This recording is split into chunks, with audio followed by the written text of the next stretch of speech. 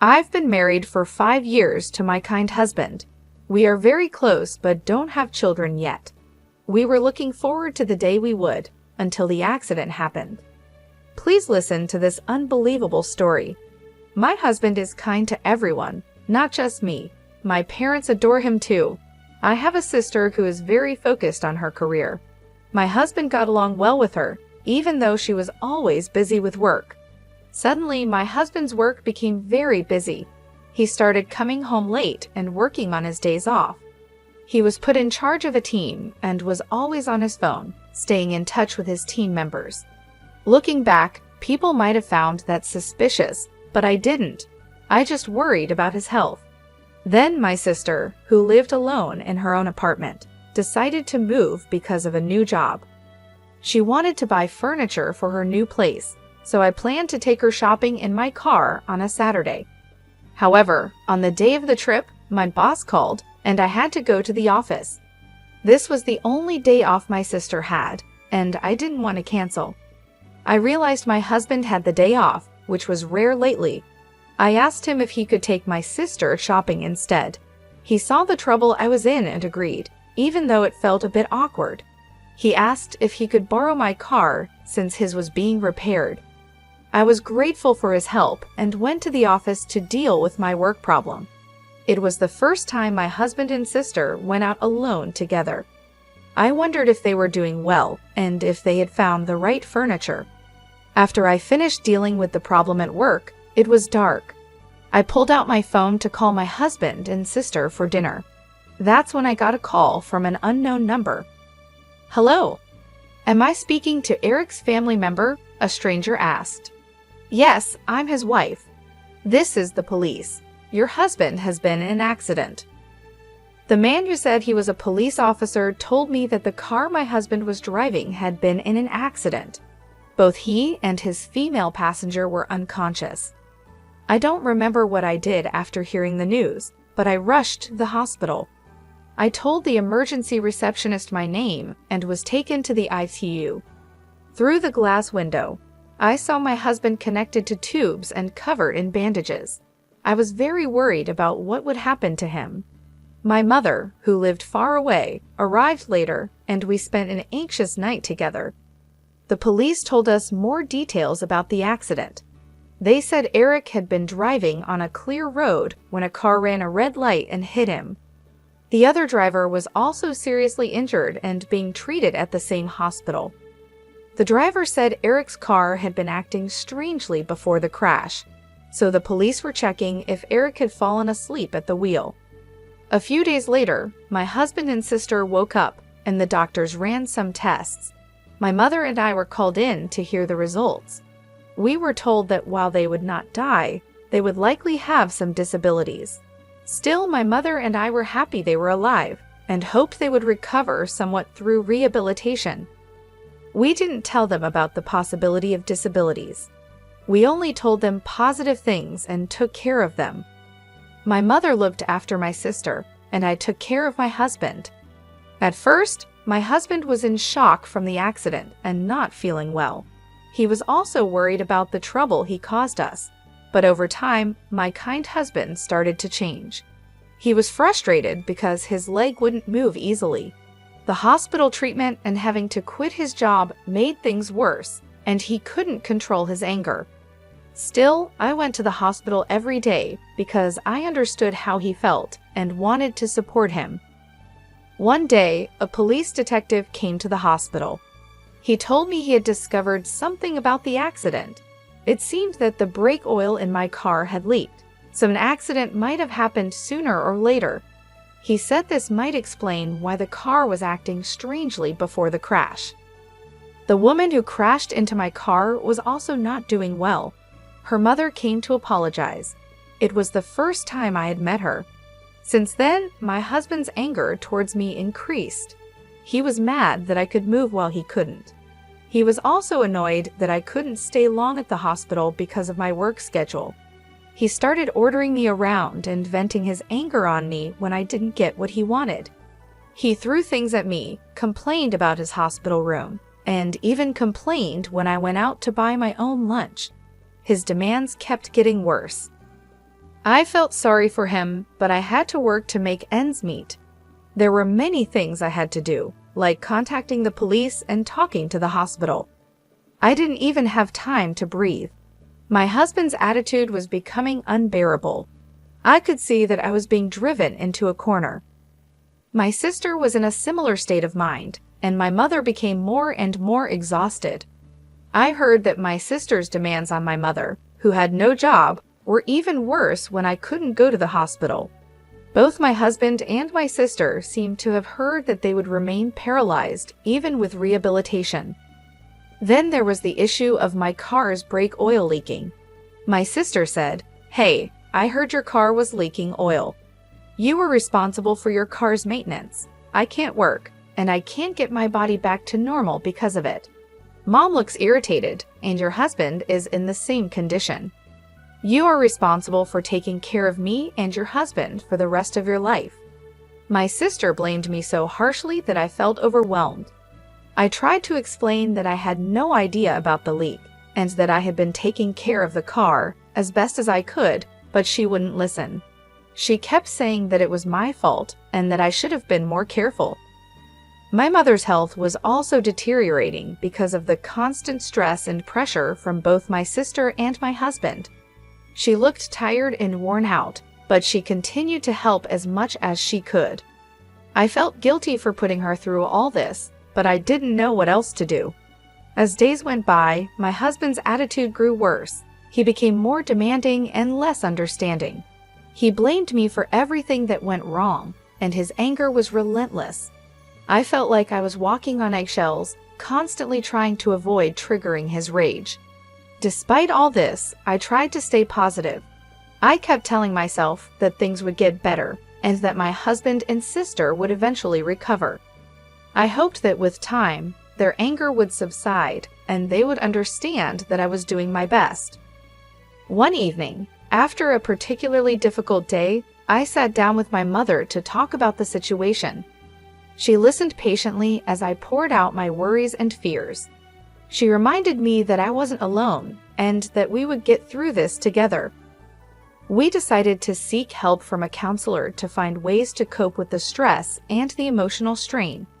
It was a difficult decision, but we knew it was necessary for our well-being. As we started the counseling sessions, I noticed a slight change in my husband's behavior. He seemed to be more willing to talk about his feelings and frustrations. It wasn't a complete turnaround, but it was a start. My sister, on the other hand, remained hostile. She continued to blame me for her condition and refused to participate in any counseling sessions. It was heartbreaking to see her so consumed by anger, but I knew I had to focus on what I could control. In the midst of all this, I continued to work and manage our household. It was exhausting, but I took it one day at a time. I leaned on my mother for support, and we found strength in each other. Slowly, my husband's physical condition started to improve. The rehabilitation sessions were helping, and he was regaining some mobility.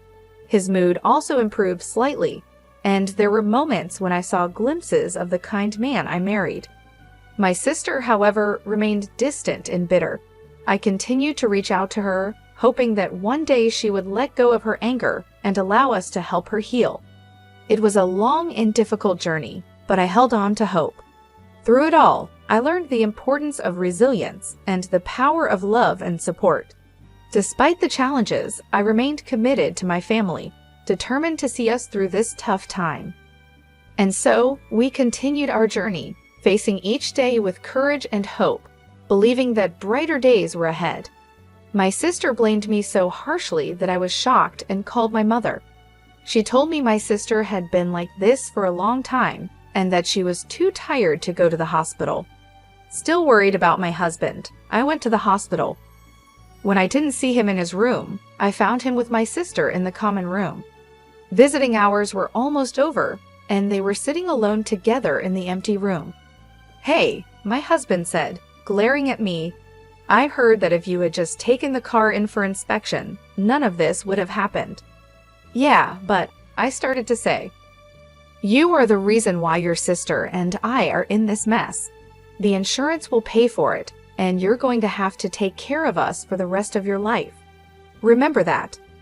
Hearing those words, something snapped inside me. "Since when are you so close to my sister?" I asked. "What do you mean?" my husband replied. "You don't come here often, and your mom texted your sister to say she could come for a while. Since we both can't leave this place or walk, what's wrong with talking to your husband?" It felt like my husband and sister were ganging up on me.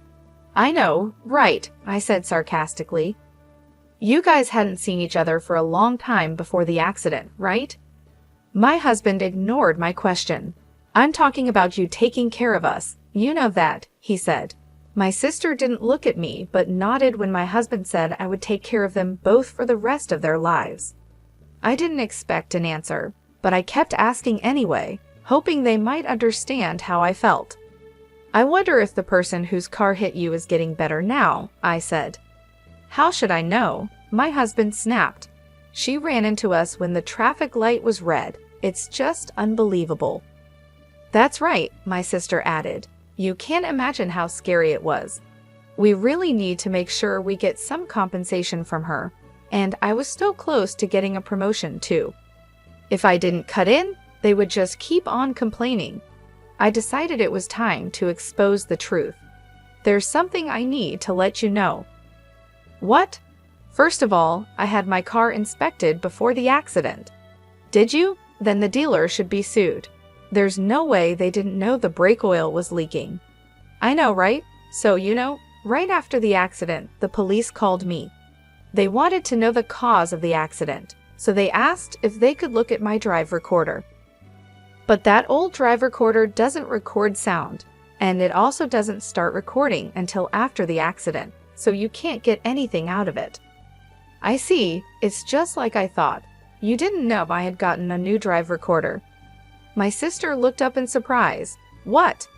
"I also installed another camera inside the car."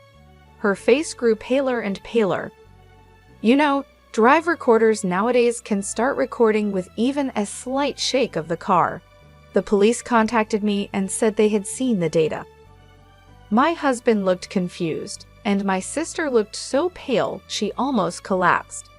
"You were up to something, correct?" I confronted her. "What do you mean?" she asked, panicking. "You did something to the car," I said, turning to my husband. "You talk to her like she's your girlfriend." My husband stopped talking, apparently in panic. "I told you earlier that a slight vibration would start the recording, and so many intimate scenes between the two of you were recorded." I was so embarrassed when the police asked if it was my sister who was in the car with my husband. The blood drained from my husband's face. "You guys had been having an affair all this time. You had completely fooled me." Not knowing what to do, my husband started blaming my sister. "Linda isn't the only one at fault here." At that moment, the mother of the woman who had crashed into my car came to the hospital room. I had asked her to come over. "Don't you have anything to say to her?" I asked. My sister was taken aback by the sudden appearance of the small, frail woman. "Whoa, who's this?" she asked. "She's the mother of the woman who crashed into you. She should be the one paying for all this." Surprised by the woman's tears, my husband stopped talking. "She's the mother of the woman who crashed into you," I repeated. "She's also the mother of the woman who was your victim. Her name is Kelly. I'm sure you know who she is." Hearing the woman's name, my husband turned completely pale. My sister started to panic. "What is this? Do you know the woman who was driving the car?" she asked. "That means they knew it was your car, and she crashed into it. Who is she?" As my husband seemed at a loss for words, I decided to tell my sister what was going on. She was having an affair with Eric. He had told her that he would get a divorce soon, but he didn't. So when Kelly lied to him that she was pregnant with his baby, Eric told her to get an abortion. After that, she couldn't get in touch with Eric and wanted to hurt me to take revenge. "Wait, so that means," my sister started. "Right, you were in the wrong place at the wrong time," I replied. "I can't believe I let something like this ruin my life," my sister groaned. "The reality is that there is nothing you can do about it, no matter how much you cry or scream," I said. "This didn't happen to completely innocent people. Now you understand what happened." You two were having an affair behind my back, and Linda was trying to get me injured or killed by messing with the brake oil in my car. But then she got in the car herself and ended up in the accident. I am the victim here. I was going to try not to divorce you if you apologized and confessed everything during your hospital stay, but you never showed any remorse. On the contrary, you treated me terribly. Do you remember how we wrote our divorce papers right after we got married? I never thought I'd use them, but I submitted the papers today. So you and I are no longer married. Bye. Having said all that, I left the dark and quiet hospital. I felt free, having finally released the resentment I had bottled up inside. But my mother was greatly shocked when she found out the truth. Not only was she hurt by my sister's infidelity, but she was also weighed down by the fact that she would have to take care of her physically disabled daughter all by herself. As I walked out of the hospital, I couldn't help but feel a mixture of relief and sadness. The weight of the betrayal from both my husband and sister was heavy, but the decision to finally free myself from the toxic situation brought a sense of liberation. The air outside felt different, lighter, as if a burden had been lifted off my shoulders. I got into my car and sat there for a moment, taking deep breaths. The city lights flickered around me, and the hum of traffic was a comforting reminder that life goes on. I thought about everything that had happened, from the accident to the shocking revelations. It felt like a whirlwind, and now I had to figure out what my next steps would be. When I got home, I found my mother sitting in the living room, looking lost and tired. She had been through so much, and I could see the toll it had taken on her. We sat together in silence for a while, both of us processing the events of the day. "I'm so sorry, Mom," I finally said. "I didn't want any of this to happen. I didn't know things would turn out this way." She looked at me with a sad smile. "It's not your fault, dear. You did what you had to do. I'm just worried about your sister. I don't know how we will manage." "We'll figure it out," I reassured her. "We'll take it one day at a time. Maybe we can find some help for her, someone who can assist with her care. You're not alone in this. We'll get through it together." The days that followed were challenging. My sister's condition required constant attention, and my mother and I had to adjust to a new routine. We hired a nurse to help with my sister's daily needs, which provided some relief, but the emotional strain was still present. My husband, now my ex-husband, tried to contact me several times, but I ignored his calls. I had nothing left to say to him. The divorce was finalized quickly, and I made sure to cut all ties. I needed to move on and start healing from the trauma. Work became a sanctuary for me. It was a place where I could focus on something other than the chaos in my personal life. My colleagues were supportive, and throwing myself into my tasks helped keep my mind occupied. Over time, the wounds began to heal. My sister slowly came to terms with her new reality, and though our relationship was strained, we found a way to coexist peacefully. My mother, though still weary, seemed to regain some of her strength. We found a new normal, one that wasn't perfect but was manageable. Reflecting on everything, I realized how strong I had become. The betrayal had tested me in ways I never imagined, but it also showed me my resilience. I had faced the darkest parts of my life and come out on the other side, stronger and more determined than ever. Life moved forward, and so did I. The scars remained, but they were a testament to my journey and the battles I had fought. With each passing day, I embraced the future with hope, ready to build a new life for myself and my family. I've cut off all ties with Eric and Linda, but I couldn't leave my mother to handle everything alone.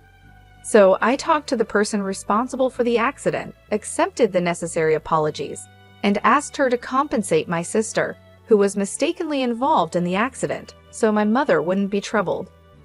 3 years have passed since then. My husband and I are divorced, and I am living on my own. Back then, Eric and I were seen as a close couple, so the divorce surprised my coworkers. After that, more and more men approached me for advice. I thought it was because I was going through that phase when divorced women suddenly seem appealing to men. The image of my ex-husband lingered in my mind, and I couldn't bring myself to date anymore. I studied hard for a certification exam to build my career. I even joined an online business school that I could attend after work. When I was married, I never imagined wanting to do something like that. I never envied my sister, who had been a career woman, and I didn't think I would ever aspire to be one. But there I was, naturally aiming for that. Life is strange, I thought. Since then, my ex-husband has returned to his parents' house, but he seems to be treated as a burden by his family. His relatives blamed him for his bad behavior and the way he treated me. I hear that he is not doing well mentally and has been acting violently, causing lots of trouble for those around him.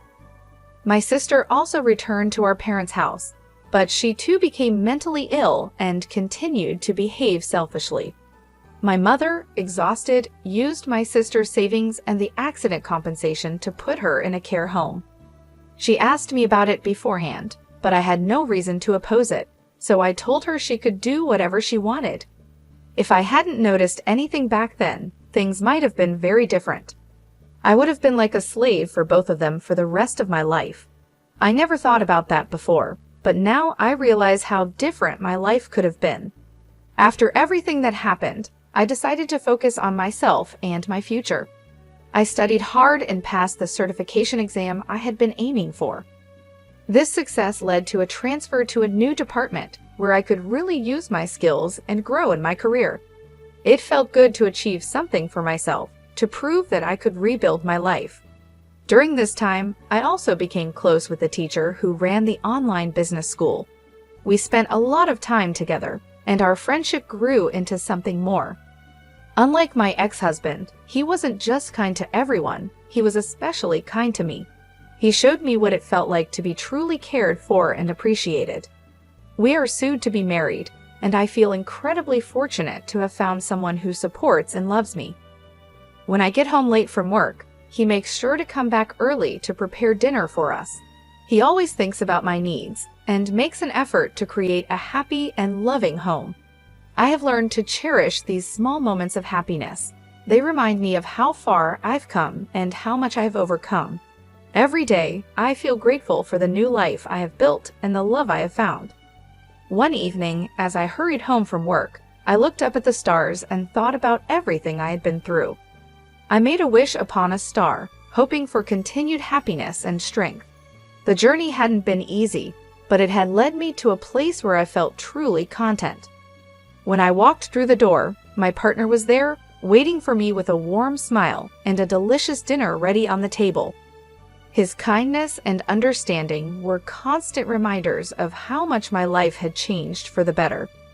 We talked about our day, shared laughs, and made plans for our future together. My past, with all its pain and betrayal, seemed like a distant memory. I had learned to let go of the anger and resentment, and instead focus on the positive aspects of my new life. I found joy in the simple things, like cooking together, taking evening walks, and planning weekend getaways.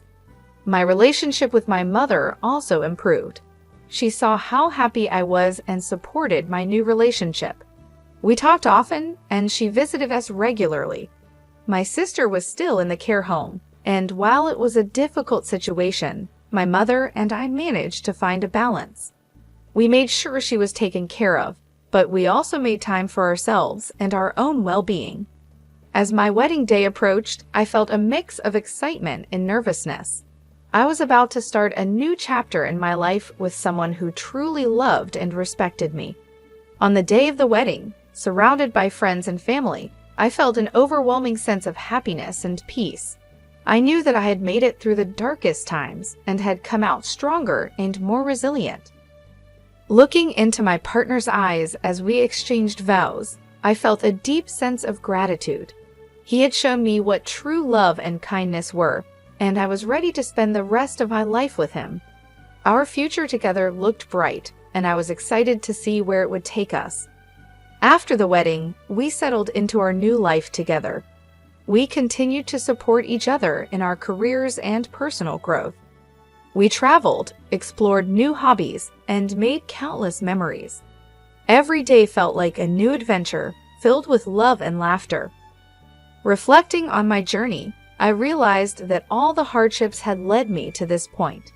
They had taught me valuable lessons about resilience, self-worth, and the importance of surrounding myself with people who genuinely cared about me.